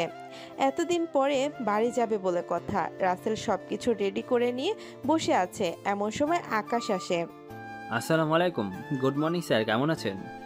ওয়ালাইকুম আসসালাম। গুড মর্নিং মিস্টার আকাশ সাহেব। আমি ভালো আছি, তা আপনি কেমন আছেন? স্যার, আমি ভালো আছি, তবে মনটা একটু খারাপ। রাসেল অনেকটা অবাক হয়, জিজ্ঞেস করে মন খারাপের কারণটা আসলে কি। ওই রাতে তো ভালো মানুষের মতোই দেখলাম, তাহলে এখন আবার মন খারাপ কেন শুনি? আপনাকে ছেড়ে চলে যেতে হবে তাই। আপনি থাকেন চট্টগ্রাম আর আমি থাকি ঢাকা। এখানে তো আপনার আন্ডারে আমাকে রাখা হয়েছিল। আরে এতে মন খারাপের কি আছে? দেখা তো হবেই, আর আপনার ডিউটি আমার সাথেই পড়বে। নো সমস্যা ইয়াং ম্যান। আপনি চাইলে যে কোনো কিছু সম্ভব, অসম্ভবের কিছুই নাই। তাই চলেন খেয়ে নেই, আর একটু পরে বের হতে হবে। চলেন আগে খেয়ে নিই, তাহলে পরে আবার দৌড়াদৌড়ি করার তালে পড়তে হবে নি, সেটা আবার একটু ভালো লাগবে না নে? স্যার, খাবার পরে যদি একটু রেস্ট করতে নাই পারি তাহলে যেন কেমন কেমন লাগে।